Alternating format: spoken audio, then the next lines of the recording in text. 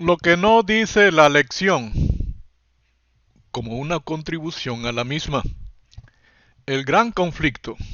Luz desde el santuario. Lección 8.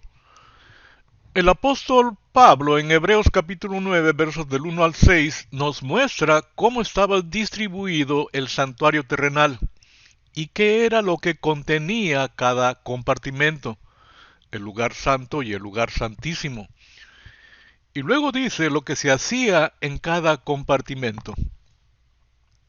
Y así dispuestas estas cosas, en la primera parte del tabernáculo entran los sacerdotes continuamente para cumplir los oficios del culto, para realizar sacrificios de animales todos los días del año, excepto un día. Pero en la segunda parte, solo el sumo sacerdote una vez al año, no sin sangre, la cual ofrece por sí mismo y por los pecados de ignorancia del pueblo, para expiar los pecados perdonados al pecador y transferir el pecado sobre el macho cabrío y sacarlo del santuario, dejándolo en el desierto. Este día es llamado el día de la expiación, Yom Kippur. Esta es una ley perpetua para ustedes a fin de purificar al pueblo de Israel de sus pecados, haciéndolos justos ante el Señor una vez cada año. Moisés siguió todas estas instrucciones exactamente como el Señor se lo había ordenado. Con la entrada al segundo compartimento se completaba lo que Dios había ordenado. Dios establece un sistema de sacrificios que realizaban en el santuario. El objetivo en el sistema de sacrificios era el sacrificio de un animal por el pecado de una persona. Diferentes tipos de sacrificios para diferentes instancias. El propósito en el sistema de sacrificios es que el sumo sacerdote entrara al lugar santísimo como representante del hombre ante Dios en un solo y único día, el Yom Kippur. Dios reforma su sistema de sacrificios que se realizaban en el santuario en el primer compartimento, todos los días excepto uno. Dice, dando el Espíritu Santo a entender con esto que aún no se había manifestado el camino al lugar santísimo, entre tanto que la primera parte del tabernáculo estuviese en pie. El Espíritu Santo le da a entender a Pablo, le revela que debe de abrirse el camino al lugar santísimo. No podemos quedarnos únicamente con el primer compartimento. Lo cual es símbolo para el tiempo presente, según el cual se presentaban ofrendas y sacrificios que no pueden hacer perfecto en cuanto a la conciencia al que practica ese culto, ya que consiste sólo de comidas y bebidas de diversas abluciones y ordenanzas acerca de la carne impuestas hasta el tiempo de reformar las cosas. El sistema de sacrificios es perfecto, porque lidia con los pecados, el pecador y el pecado. Pero tenía que ser mejorado, reformado, con un mejor, solo y único sacrificio.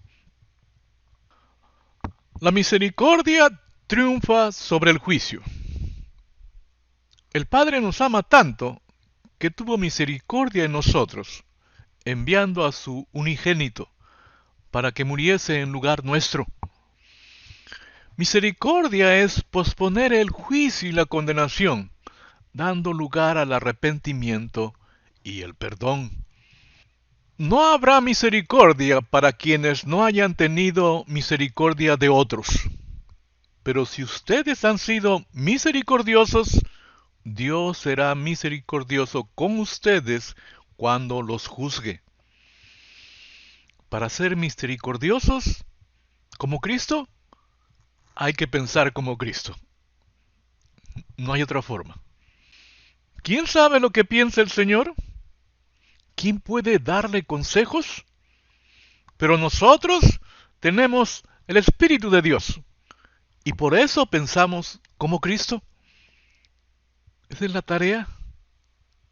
Para pensar como Cristo debe estar el Espíritu Santo en nosotros.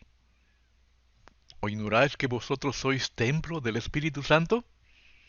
Dios en nosotros. Dios mejoró su sistema de sacrificios con un solo y único mejor sacrificio. Porque si la sangre de toros y de los machos cabríos y las cenizas de la becerra, rociada a los inmundos, santifican para la purificación de la carne, ¿cuánto más la sangre de Cristo, el cual mediante el Espíritu Eterno se ofreció a sí mismo sin mancha a Dios, limpiará vuestras conciencias de obras muertas para que sirváis al Dios vivo?